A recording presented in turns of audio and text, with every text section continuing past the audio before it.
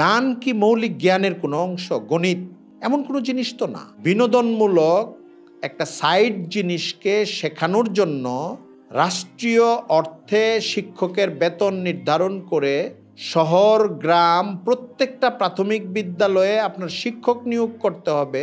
এইটা শেখানোর জন্য আমরা টাকা দিই না। এটা একটা ষড়যন্ত্র, একটা নির্বুদ্ধিতা, একটা শয়তানি। এটা দুনিয়াতেও কাজে লাগার জিনিসটা, চরিত্র হনন করা ছাড়া। গানের দিকে না গিয়ে আপনারা ধর্মীয় শিক্ষকের দিকে আসেন, নাগরিকদের চাহিদা পূরণ হবে। আপনি প্রত্যেকটা ক্লাসে একটা করে বই দেওয়া আছে, এই বইটা পড়ানোর জন্য একজন টিচার দেন। সিলেবাসে বইটা দিলেন কেন তাহলে? মানে চাহিদা আছে বলেই তো দিয়েছেন। তো হাইয়াতুল উলিয়াতে কওমি মাদ্রাসার সম্মিলিত শিক্ষা বোর্ডে যেসব ছেলেরা, তরুণেরা, আলেমেরা অন্তত প্রথম বিভাগে পাশ করে বের হয়েছে তাদেরকে এখানে দেন। এটা হলো আমাদের প্রাথমিক বিদ্যালয়গুলোতে ধর্মীয় শিক্ষার একটা নতুন যুগযাত্রা তৈরি হবে, যেটা আগে হয় নাই। অতি সম্প্রতি অন্তর্বর্তী সরকারের পক্ষ থেকে বা প্রাথমিক বিদ্যালয়গুলোতে গানের শিক্ষক নিয়োগের একটা সার্কুলার দিয়েছে। আপনাকে আমি কয়েকটা বিষয় এখানে পেশ করতে চাই। এক শ্রেণীর লোক মনে করে যে গানের শিক্ষক তো হতে পারে, বাংলাদেশ তো সবকিছুর ক্ষেত্রে আপাদমস্তক প্রত্যেকটা প্রাথমিক বিদ্যালয় এত ধার্মিক, এত দিনদারি প্রবণ না, এবং মানুষের ভেতরে সংস্কৃতি কালচার শেখার ব্যাপার আগ্রহ এবং এই দেশে চর্চা। এক শ্রেণীর লোক এটা মনে করে। আপনাকে কয়েকটা জিনিস আমি বলা দরকার মনে করি। প্রথম কথা হচ্ছে যে সার্কুলারটা জারি হয়েছে, আমি সার্কুলারটা দেখেছি, এটা আগস্টের শেষ দিকে হয়েছে। এই সার্কুলারে একটা চালাকি করা হয়েছে। চালাকিটা হলো, সার্কুলারটা আসলে গানের শিক্ষকের না। সার্কুলারটা অনেকগুলি প্রসঙ্গ একসঙ্গে দিয়েছে। এর মধ্যে একটা প্রাথমিক বিদ্যালয়ের শিক্ষকদের পদোন্নতি কিভাবে হবে, কত বছর বয়সে, কোনটা কিভাবে, এখানে টাইম পুনরুচ্চারণ হয়েছে। আরেকটা হচ্ছে কিছু নারী শিক্ষকের কোটা ছিল প্রতিটা প্রাথমিক বিদ্যালয়ে, এই ক্ষেত্রে কি করা হবে এমন একটা ডিসিশন ব্যক্ত করা হয়েছে। এর সঙ্গে সঙ্গে এই কথাটা বলে দেওয়া হয়েছে গানের শিক্ষক নিয়োগ হবে। এটাকে আপনি একটা গদ সিস্টেমও বলতে পারেন, অথবা একটা চালাকি বলতে পারেন, যে একটা ভাইটাল ডিসিশন সে পর্দার আড়ালে নিয়ে আসলো, অথবা আলাদা শিরোনাম ছাড়া নিয়ে আসলো যেন মানুষ ধরতে না পারে। এটা একটা দিক। 2 নম্বর দিক হলো, গান কি মৌলিক জ্ঞানের কোনো অংশ? গণিত, বাংলা, ইংলিশ, সমাজ, ভূগোল, বিজ্ঞান এমন কোনো জিনিস তো না। এটাকে ধর্মীয় দৃষ্টিকোণ থেকে আমরা বা আলেমদের কোন দৃষ্টিতে দেখেন তারা, এবং দেখা উচিত, এটাকে আমি এক পাশে রাখি আগে। বিনোদনমূলক একটা সাইড জিনিসকে শেখানোর জন্য রাষ্ট্রীয় অর্থে শিক্ষকের বেতন নির্ধারণ করে শহর গ্রাম প্রত্যেকটা প্রাথমিক বিদ্যালয়ে আপনার শিক্ষক নিয়োগ করতে হবে। এত বড় অ্যালার্জি কেন তাদের তৈরি হইল? মৌলিক জিনিস বাদ দিলেন কেন? আপনি যদি বলতেন আরেকজন অঙ্কের শিক্ষক দেওয়া হবে, আমি বুঝতাম যে ছেলেরা অঙ্ক গণিত শিখবে আরো। আপনি যদি বলতেন বিজ্ঞানের আরেকটা শিক্ষক বানানো হচ্ছে প্রত্যেকটা প্রাথমিক বিদ্যালয়ে, আমি বুঝতাম যে আপনি আমাদের তরুণ নবীন প্রজন্মকে আরেকটু বিজ্ঞানের দিকে উদ্বুদ্ধ করতে চাচ্ছেন। এমন কিছুই না। আপনি গানের শিক্ষক বাড়াবেন। গান মানে কি, এটা নিয়েও একটা তর্ক হয়।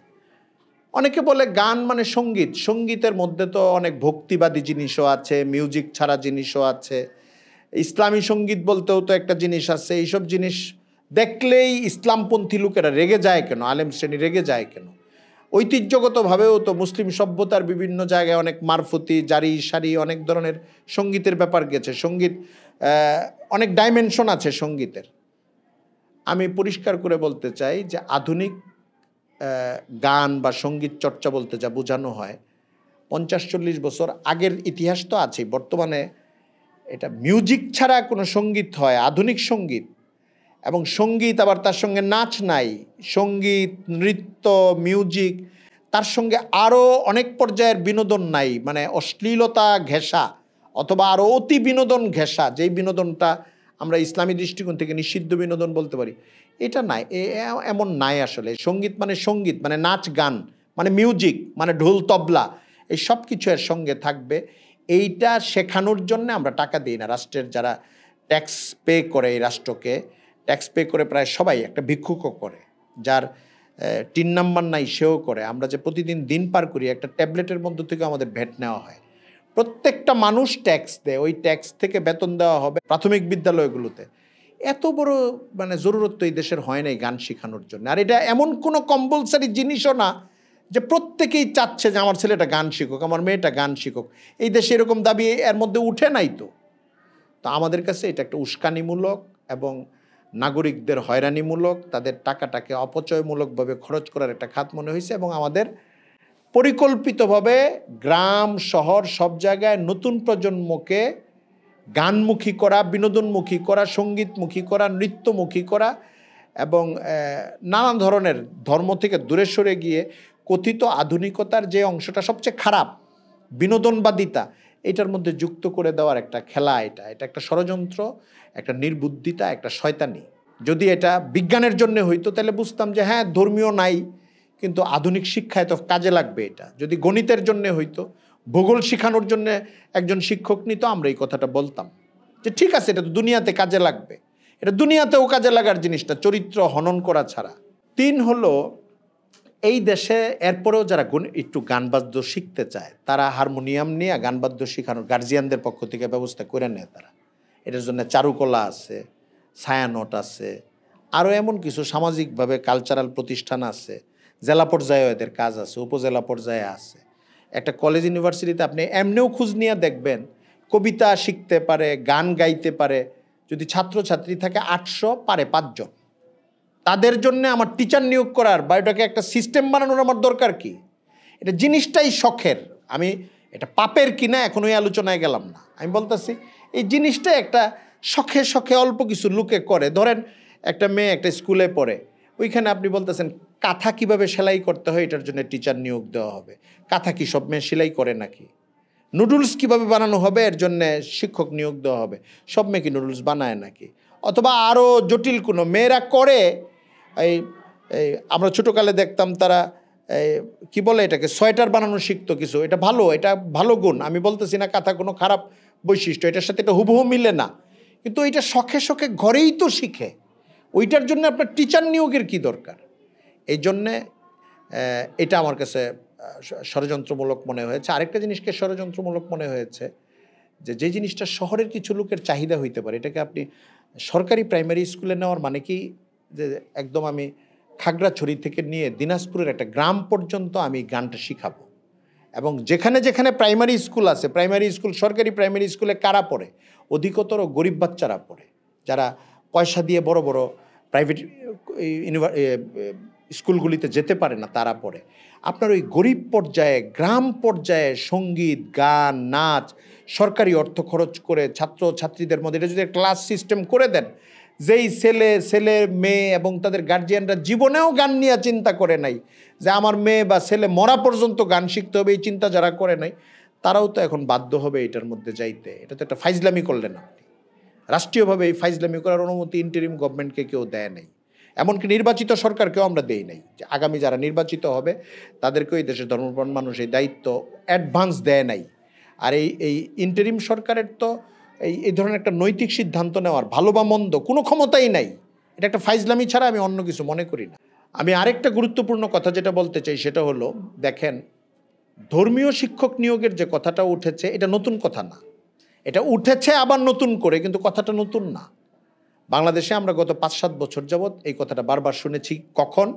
যখন সিলেবাসে একটা বড় পরিবর্তন তারা করেছে, নানান কিছুর মধ্যে অনেক দূষিত জিনিস প্রবেশ করানোর ব্যাপার ছিল এবং এটার ব্যাপক প্রতিবাদ হয়েছে। তখন এই কথাগুলো উঠেছে যে প্রত্যেকটা প্রাইমারি স্কুলে সিলেবাসে যেহেতু ধর্ম আছে, বাংলাদেশ গভর্নমেন্টের পক্ষ থেকে কারিকুলাম, যেটা প্রাইমারি স্কুলের, আপনি প্রাইমারি স্কুলে দেখবেন ধর্ম ও নৈতিক শিক্ষার বই আছে। আলেমরা বলেন এবং ইসলাম বিষয়ে শিক্ষাবিদরা বলেন যে এই সিলেবাসটা ইনকমপ্লিট, কিছু সংশোধন পরিমার্জন দরকার ধর্ম শিক্ষার বইটা। কিন্তু তারপরেও এটা একটা কিছু পর্যায় পর্যন্ত ধর্ম শিখায়। এই বইটা পড়ানোর মতো শিক্ষক স্কুলগুলিতে নাই, ধর্মীয় শিক্ষক নাই, এবং এই বিষয়টাকে বাধ্যতামূলক করা নাই।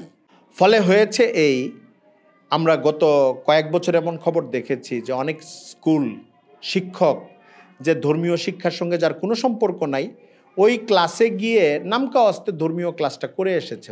উনি আরবি টেক্সটটা ভালো করে পড়তে পারে না, আয়াত হাদিস পড়তে পারে না, ওই বাংলাটা পড়ে যতটুকু বুঝেছে ওই হিসাবে ছাত্রদের সঙ্গে কথা বলেছে, এবং ইসলামের মৌলিক কোনো ধারণাই নাই।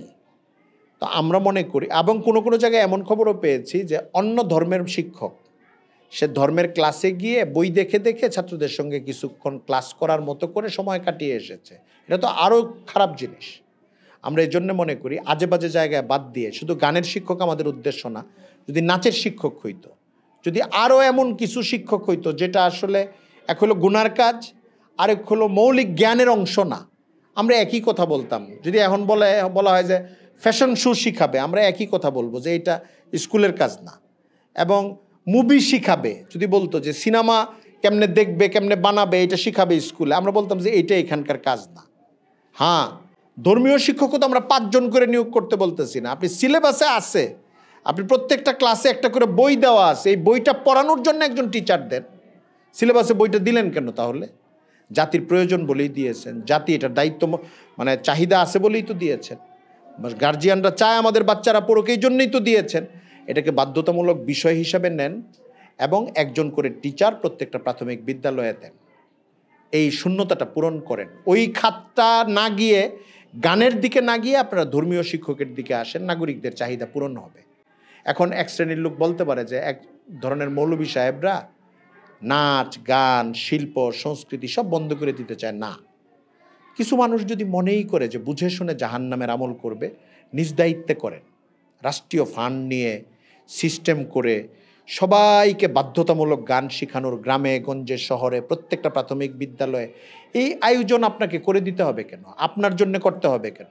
আপনারা কিছু যদি নাচ গান করতে চান বাচ্চাকে নিয়ে, তো ব্যবস্থা খোলাই আছে। আমরা তো লাঠি দিয়ে পিটাই না তো কাউকে। বাংলাদেশে তো অনেক ছায়ানট খোলা আছে, অনেক ধরনের কালচারাল গান বাদ্য খোলা আছে। তো এটা এখানে তো কেউ মারতে যায় না, ধরতে যায় না।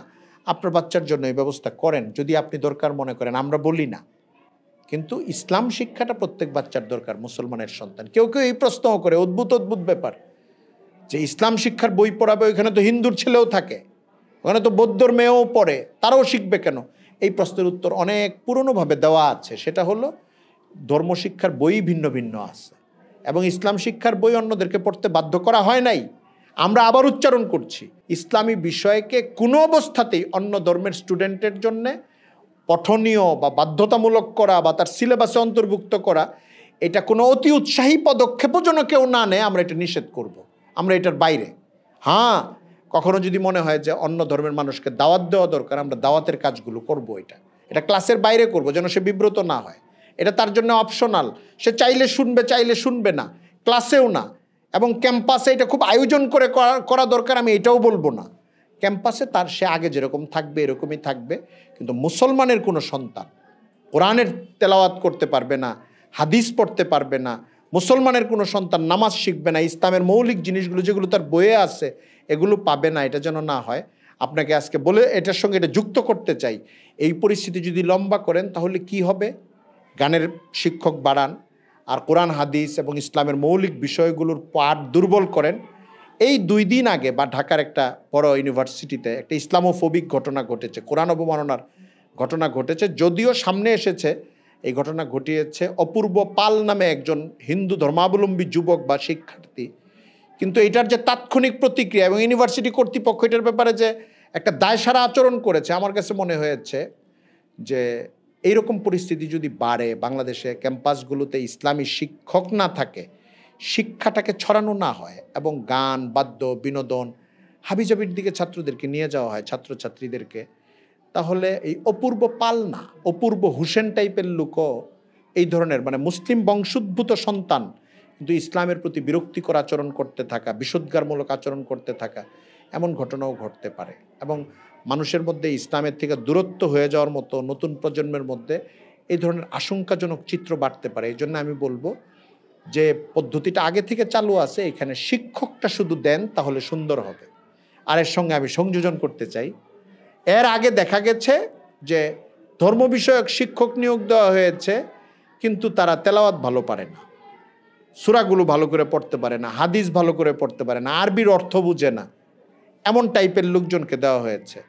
আমি এখানে একটা অন্য অনুরোধ করব বা অন্য প্রস্তাব পেশ করব গভর্নমেন্টের কাছে। সেটা হলো হাইয়াতুল ওলিয়া বা কওমি মাদ্রাসার ছাত্রদেরকে, যাদেরকে সরকারের পক্ষ থেকে, এটা গত বিএনপি আমলেও এই স্বীকৃতি দেওয়া হয়েছে আর গত আমলেও এই স্বীকৃতি দেওয়া হয়েছে, সংসদে আইন পাশ করা হয়েছে, তাদেরকে মাস্টার্স সমমান।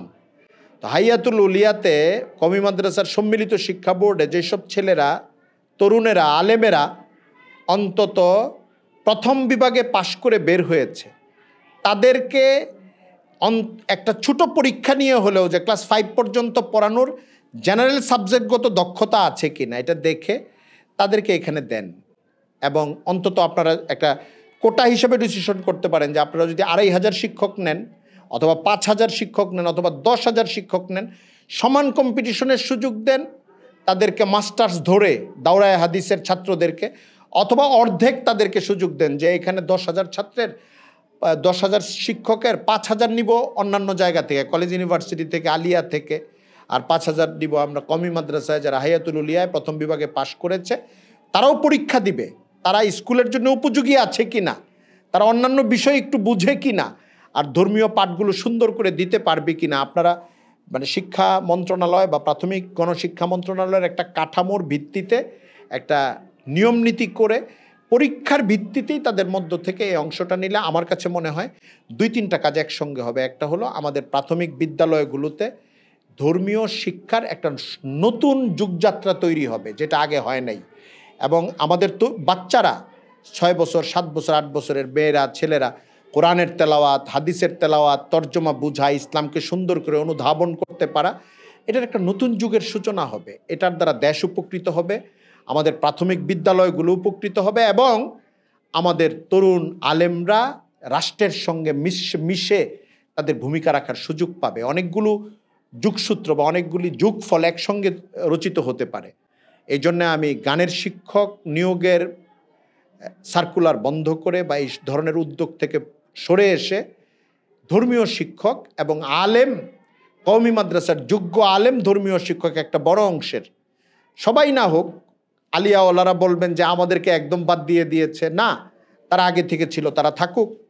এবং এমনও লোক আসতে পারে যারা বিভিন্ন কলেজ ইউনিভার্সিটিতে পড়ে এসছে আরবি বা ইসলামিক স্টাডিজ, তারাও যদি ইন্টারভিউয়ে টিকে তারাও আসুক, পরীক্ষায় টিকলে তারাও আসুক। কিন্তু কওমি মাদ্রাসার দাওরা পাশ করা ছেলেদেরকেও ব্যাপকভাবে সুযোগ দিলে আমার ধারণা রাষ্ট্র এটা বলতে বাধ্য হবে, শিক্ষা মন্ত্রণালয় এবং প্রাথমিক শিক্ষা মন্ত্রণালয়, যে আমরা একটা ভালো পদক্ষেপ নিয়েছি এবং ছাত্রদের শূন্যতা পূরণে একটা বড় কাজ হয়েছে।